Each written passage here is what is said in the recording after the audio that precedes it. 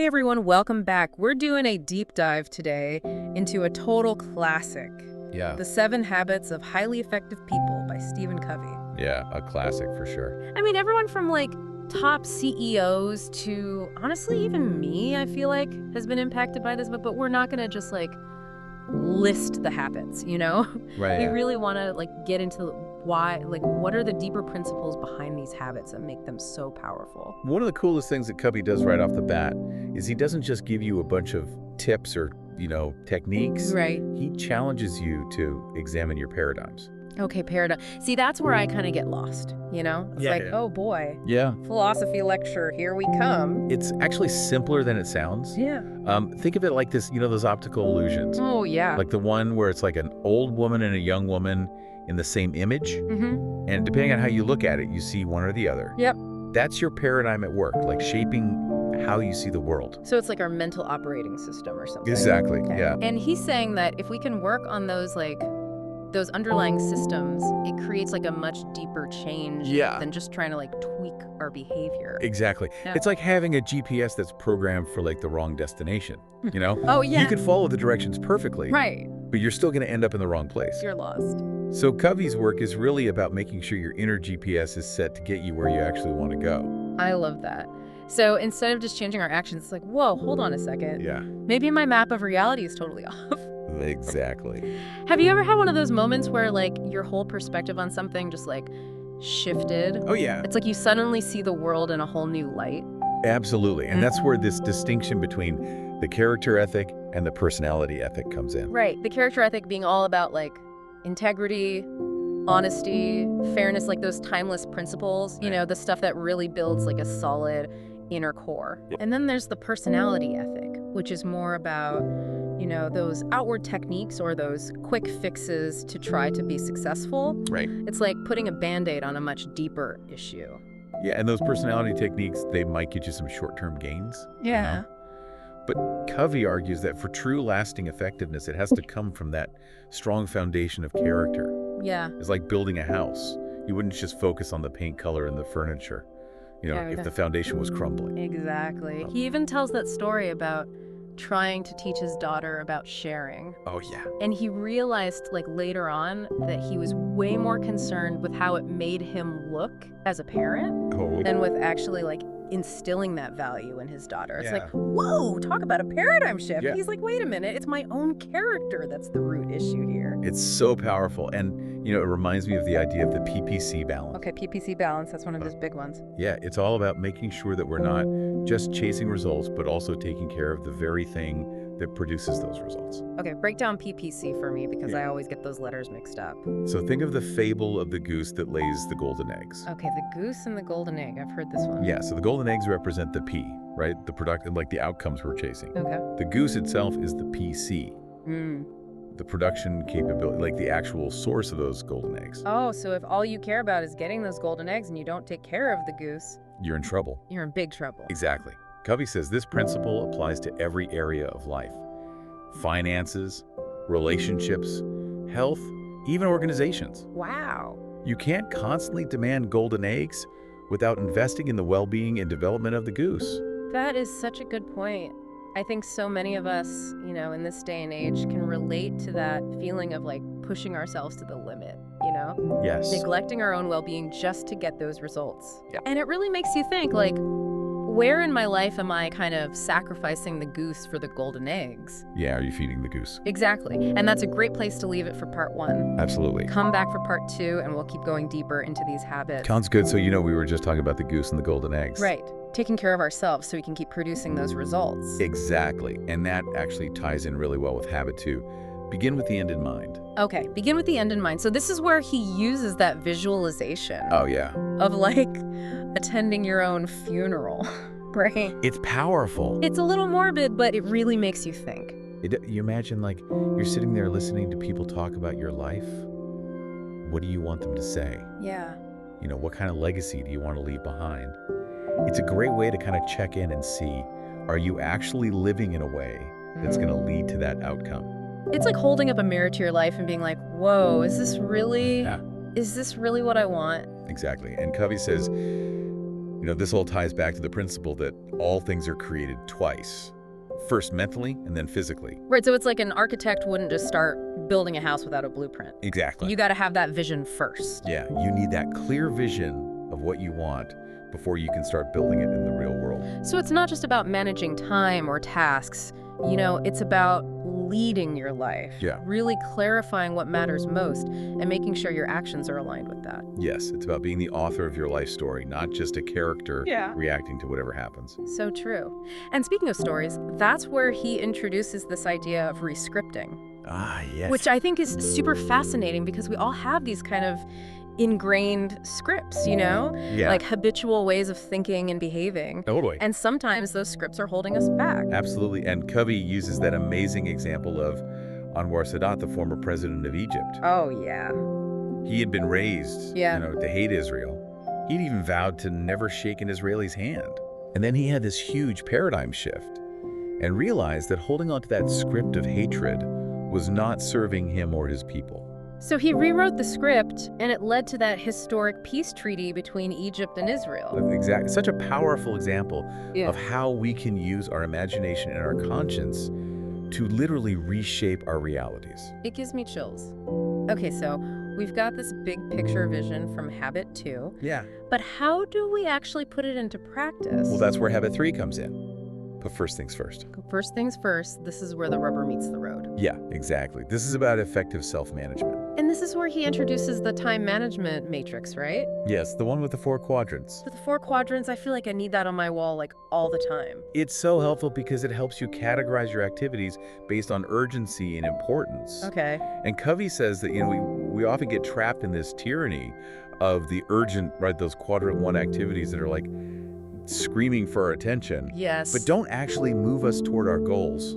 It's like constantly putting out fires instead of doing fire prevention. Exactly. And the real magic, he argues, is focusing on quadrant 2, the important but not urgent. Okay, the important but not urgent. Yes, those are the activities that really align with your values and contribute to your long-term goals and ultimately lead to a more fulfilling life. So things like planning or relationship building or personal development, all that stuff that rarely has a screaming deadline. Yeah. But it's so crucial. But it's so important, and it's so easy to let it slide, For sure. when the urgent things come up. And Covey even shares a story about learning to say no to good opportunities so that he could say yes to the best opportunities. Right. The enemy of the best is often the good. It's so true. It's about making sure that we're not just busy, but we're busy doing the right things. So true. And speaking of doing the right things, especially when it comes to relationships, this is where the emotional bank account comes in. Ah, yes. Love the emotional bank account. One of my favorite Covey concepts. Such a brilliant metaphor for understanding trust in relationships. Right. It's like a financial bank account. You make deposits to build up trust, and you make withdrawals when you damage that trust. Exactly. And Covey outlines 6 major deposits we can make. Understanding the individual, attending to the little things, keeping commitments, clarifying expectations, showing personal integrity, and apologizing sincerely when we make a withdrawal. He even tells that story about going to see Star Wars with his daughter. I love that story. Even though he wasn't that interested. Yeah. But that act of understanding her and valuing her interests was such a big deposit in their emotional bank account. And it's those seemingly small actions that can make a huge difference, Yeah. Just like compound interest. Those little deposits really add up over time. Okay, so we've built up trust. We're making those deposits in our relationships. Right. How do we actually make sure that our interactions with others are truly effective? Well, that's where we move into the habits of public victory. Okay. And the first one is habit 4. Think win-win. Okay, win-win. That sounds great in theory, but isn't it kind of idealistic? Well, The world is full of competition. I think Covey would say that's exactly why this paradigm shift is so important. Okay. It's about moving from a scarcity mindset where we believe there's just not enough to go around, Right. to an abundance mindset where we believe that there are solutions that can benefit everyone involved. So it's not about compromise or just being nice. No. It's really about finding those creative solutions where everyone walks away feeling good about the outcome. Exactly. And a key part of that win-win thinking is having no deal as an option. What does that mean? It means that, if a mutually beneficial solution can't be found, it's okay to walk away. That's actually really empowering. It is. It takes the pressure off of, trying to force something that doesn't actually serve anyone. So how do we actually put win-win thinking into practice? Well, it starts with habit 5. Seek first to understand, then to be understood. Seek first to understand, then to be understood. Yeah, it's about truly listening to the other person, not just waiting for your turn to speak. He talks about how we often fall into those autobiographical responses. Oh, yes. Like we filter everything through our own experiences, and we just jump in with advice or judgments before we actually understand the other person's perspective. Right. He gives that great example of a father trying to talk to his son about school. Yeah. And the dad, he keeps giving advice and judgments. Yeah. And the conversation just goes nowhere. It's like we're so focused on fixing the problem that we forget to actually connect with the person. Exactly. And Covey contrasts this with empathic listening, which he breaks down into 4 stages: mimicking content, rephrasing content, reflecting feeling, and then rephrasing content and reflecting feeling. Wow. So it's really about slowing down, paying attention to both the verbal and nonverbal cues, Yes. and really trying to step into their shoes. Exactly. And when we truly listen with empathy, we create that safe space, for the other person to feel heard and understood. And that understanding is the foundation for everything else. It's the foundation for building trust and for finding those win-win solutions. It's like that saying, people don't care how much you know until they know how much you care. Exactly. And that leads us right into habit 6, synergize. Synergize. This is where the magic happens. Right? This is where that true collaboration comes in. It's about recognizing that the whole is greater than the sum of its parts.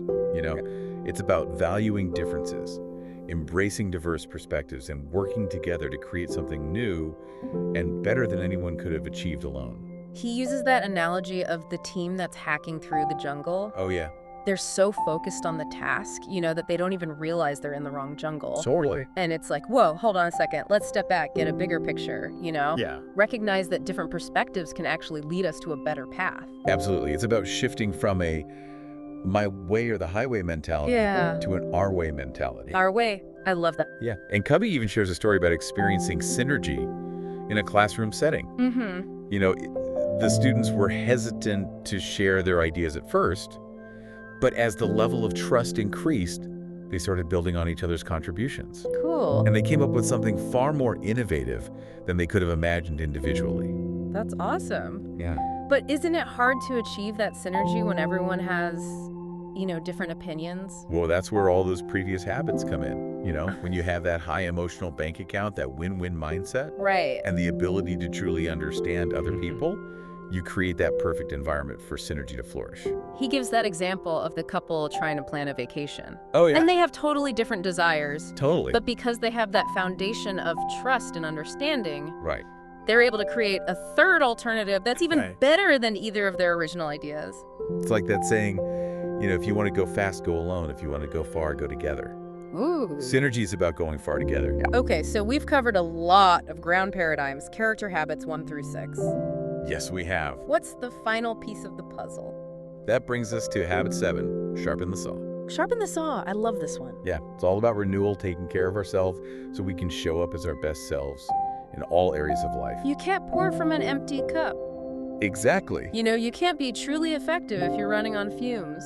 And Covey says that we need to renew ourselves in 4 dimensions: physical, spiritual, mental, and social emotional.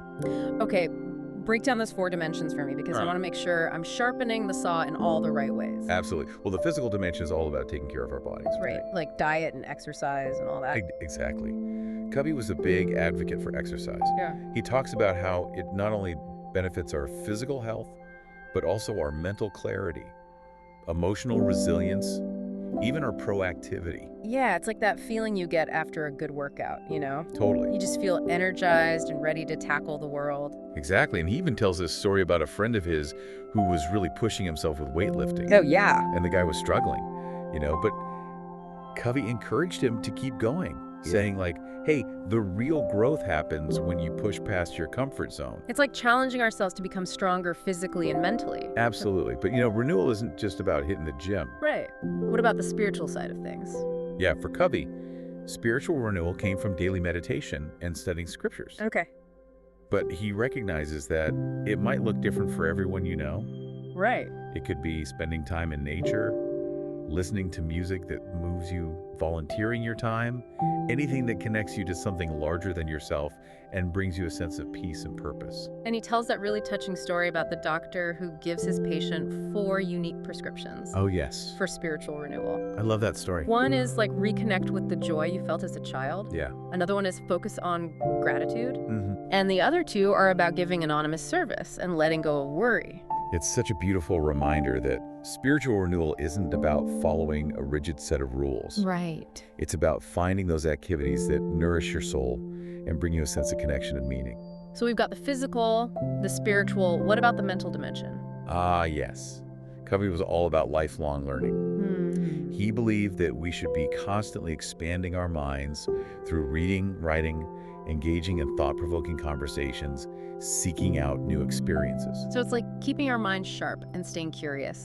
Never stop learning. Exactly. And, especially in today's world where we're just bombarded with information from all sides. Right. It's even more important to be really intentional about what we're feeding our minds. So true. Covey would encourage us to prioritize content that uplifts us, that inspires us. Yeah. Content that helps us grow and learn. So it's not just about consuming information, it's about consuming the right information. Exactly. And then finally, there's the social emotional dimension. Okay, the social emotional dimension. This is all about nurturing our relationships, building those strong connections, and contributing to something bigger than ourselves. So it's about recognizing that our well-being is not just about us as individuals.